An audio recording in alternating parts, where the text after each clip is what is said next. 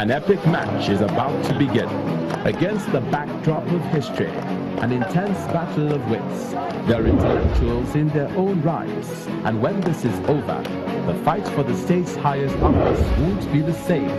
This is Channels Television Ondo State Governorship Debate 2016, supported by Enough is Enough and Policy and Legal Advocacy Center. And tonight, here is a great chance for voters to compare these candidates side by side. The stage is now set for an intense clash. If you thought it would be easy, then you haven't seen anything yet. Brace up, everyone. We are live from Akure, the largest city in the southwestern state of Ondo and the seat of power.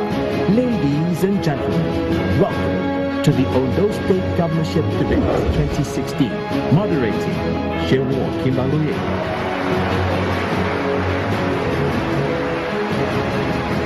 Hello everyone, good evening and welcome to the Ondo State Governorship Debate 2016 hosted by Channels Television and its partners Enough is Enough Nigeria and Policy and Legal Advocacy Center PLAC.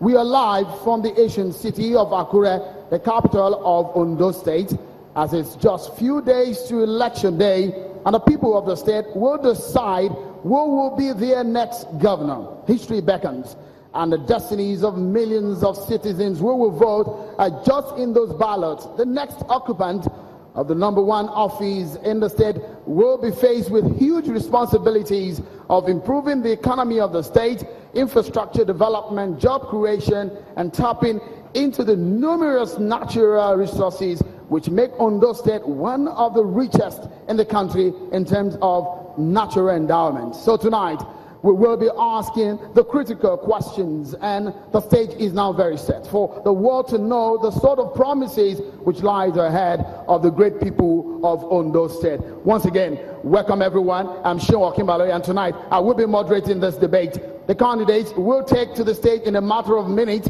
as we all anticipate what they will be telling us about their programs and manifestos. It will be an intense simulcast. Millions of viewers are watching across the globe. Some are listening live right now on radio. Channels Television is live on our numerous platforms, both locally and internationally.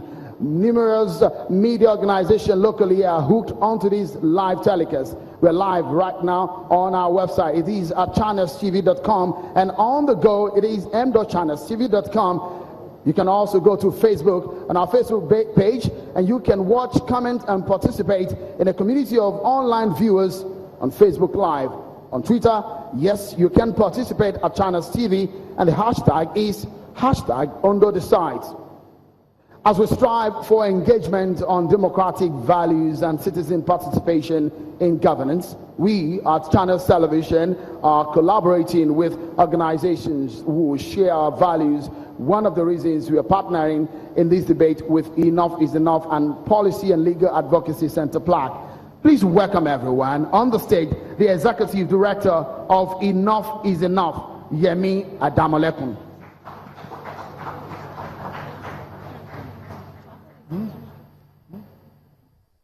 Good evening, ladies and gentlemen. Ekale Yarondo.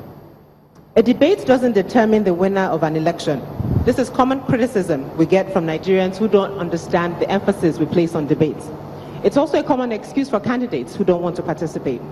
And this is not just about Nigeria, as we've seen in the recently concluded elections in the US. The winner of most of the debates wasn't the winner of the elections. However, this does not negate our belief in the fact that it is important to have debates to continue the conversation as part of our democratic process. As citizens have the opportunity to listen to candidates discuss the issues that are important to them. Nigeria has had an interesting history with debates, with the first televised debate between MKO Abiola and Bashir Tofa. Most people thought MKO Abiola won that debate, and he went on to win the June 12 election. The second most talked about debate will be the presidential debate in 2011 between Mr. Buhari, Mr. Ribadu, and Mr. Shekarau. At the last minute, Mr. Jonathan had declined to participate. Mr. Shekarau was the breakout candidate of that evening, as a lot of Nigerians had never heard of him, and he seems to have clear plans of what he would do as president of Nigeria. In 2015, Mr. Buhari refused to debate, and there was no presidential debate between the two main parties, APC and PDP. Nevertheless, across the country, there were governorship debates in Plateau, Rivers, Lagos, Oyo, and Bayelsa, and the main candidates participated. It is gratifying to see the tradition of debates continue in Ondo. In 2012, under the Nigerian Elections Debate Group, Mr. Olusegun Mimiko of the Labour Party, Mr. Olushola Oke of PDP, and Mr. Rotimi Akeredolu of ACN participated in a debate series that featured all INEC-approved candidates. This evening, 2 of the 3 candidates will be back on this stage. It is significant that they are confident of their plans for the people of Ondo State to subject themselves to the rigors required of a debate. Most politicians enjoy rallies because the conversation is one-sided. They make claims and promises, and none of them can be immediately challenged. However, as an indigene of this state, I must say we have been very disappointed by the response of the state government to our request to use state assets to increase access to the debate. Neither channels, PLAC, nor EIE have a direct stake in who becomes the governor of Ondo State.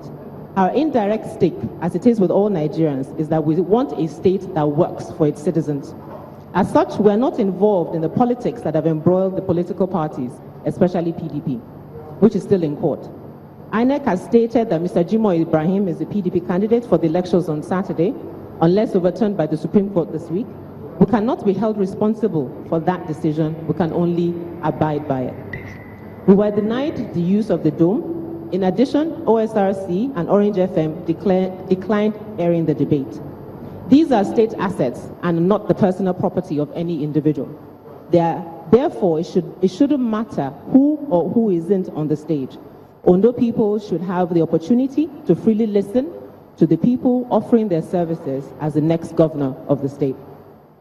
And there's a lesson here for all of us. As Ladipo Adamolekun stated, a polity that seeks judicial answers to political questions runs the risk of undermining the strength of its judiciary while simultaneously perpetuating the underdevelopment of its political process. Nevertheless, this promises to be an interesting conversation. I encourage people, especially those who have voters' cards, to listen to what is said and what is implied, and vote on Saturday for who you think will best serve you as the governor of Ondo State. You have registered to vote.